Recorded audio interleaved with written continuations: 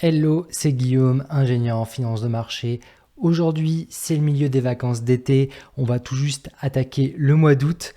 Donc du coup, c'est quand même le bon moment pour te partager deux actions que je surveille de près à l'achat ce mois d'août, toujours dans le cadre d'un investissement long terme où je te partagerai pour chacune mon prix cible sur leurs actions ainsi que leurs risques attendus. Comme tu peux le voir, mon studio YouTube est toujours en cours d'aménagement, mais j'ai déjà mon jeu favori, le jeu d'échecs.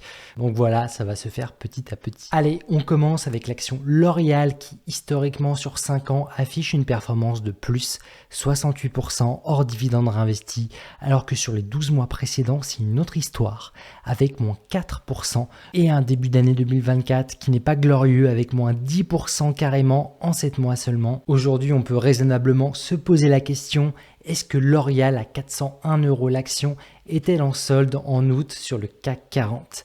Sachant que les soldes sont très rares quand même sur l'action L'Oréal, et ça c'est assez connu pour ceux qui suivent l'action depuis assez longtemps. Pour rappel, avec L'Oréal, on est sur une entreprise clé de la consommation courante, reine des cosmétiques dans le monde, qui pèse 214 milliards d'euros au CAC 40, qui est éligible au PEA, avec un chiffre d'affaires qui est quand même bien diversifié. C'est même une action qu'on peut avoir sur son PEA, son plan d'épargne action, en période de risque politique, car elle a un chiffre d'affaires qui est exposé certes à 31% en Europe avec une partie résiliente en France, mais aussi 27% en Amérique du Nord, une zone clé de sa croissance, et 25% en Asie du Nord, ainsi que 8% en Asie du Sud. Hier, L'Oréal vient de publier ses résultats semi-annuels. Elle affiche plus 7,5% de croissance à 22,1 milliards d'euros en un semestre. En un sens, ici, la cosmétique surperforme le luxe cette année sur CAC 40, et même on peut dire que la cosmétique surperforme un bon nombre d'industries, avec tout simplement toutes les divisions de L'Oréal en croissance. Rien que ça,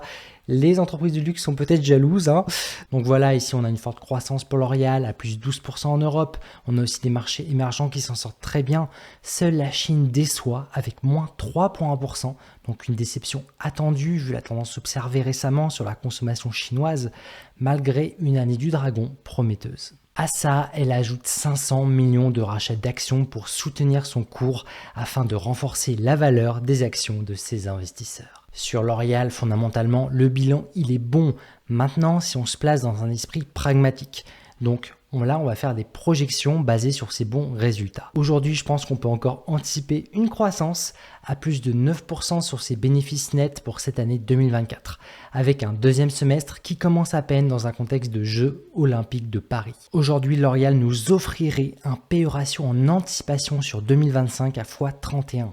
Donc x31 pour L'Oréal, c'est plutôt attractif car historiquement, elle nous a habitués à des valorisations plus importantes, dépassant parfois les x50 ses bénéfices et régulièrement au-dessus des x35 en termes de facteurs de bénéfices. Donc aujourd'hui, acheter du L'Oréal à 400 € l'action pour un risque acceptable de 24% me paraît cohérent dans le cadre de soldes dont j'ai envie de profiter moi-même sur le CAC 40 avec un objectif de prix cible personnel à 450 € l'action, soit plus 12% de performance hors dividende que je vois possible d'atteindre dès février 2025. Donc dans 6 mois si tu veux, pour sa prochaine publication de résultats annuels pour L'Oréal, tout en anticipation d'une croissance plus soutenue, horizon été 2026, donc dans 2 ans, qui mènerait L'Oréal à plus de 550 € l'action, en prenant en compte ses dividendes naturellement, soit une rentabilité de 37% horizon moyen terme, disons 2 ans.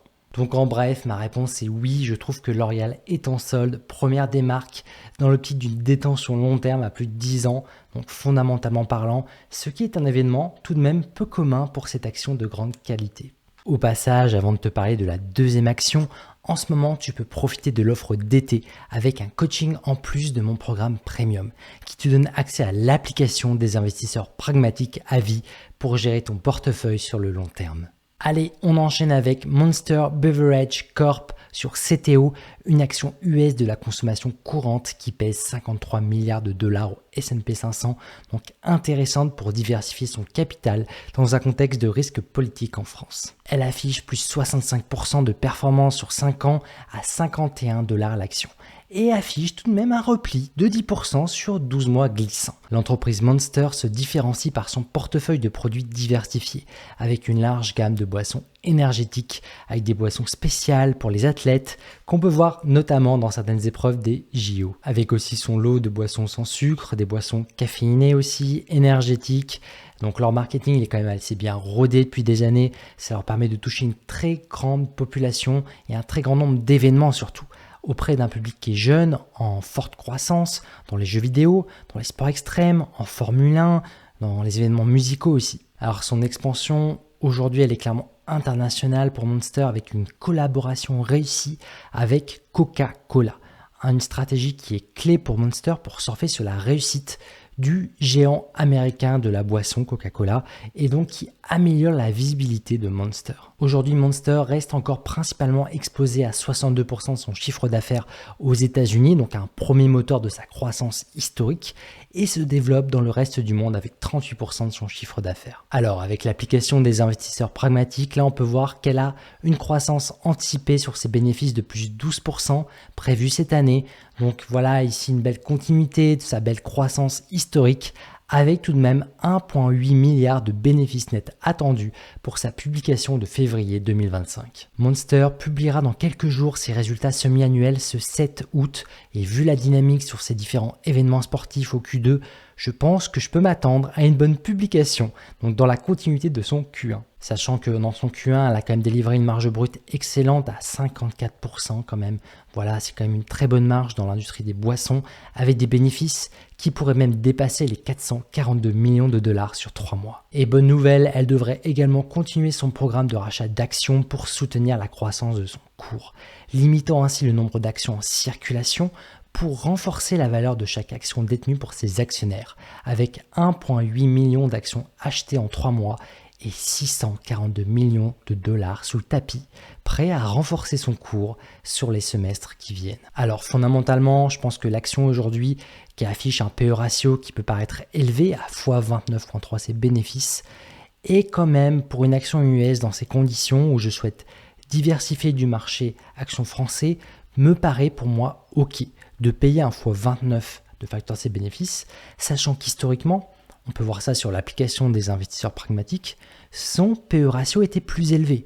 Donc aujourd'hui, elle paraît être à un prix plus attractif que précédemment. Maintenant, comme d'habitude, je vais te partager mon objectif de prix cible pour Monster.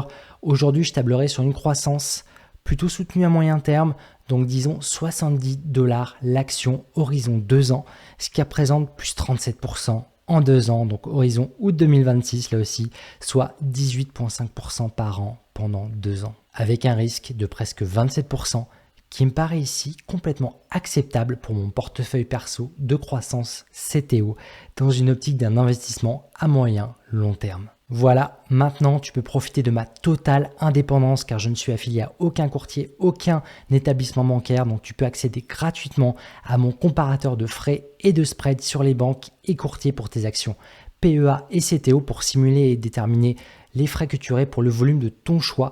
C'est gratuit, c'est sur mon site web guystorm.com. Voilà, je t'ai même fait une petite vidéo pour te faire une démonstration de comment fonctionne l'outil. Sur ce, restons pragmatiques. Allez, ciao!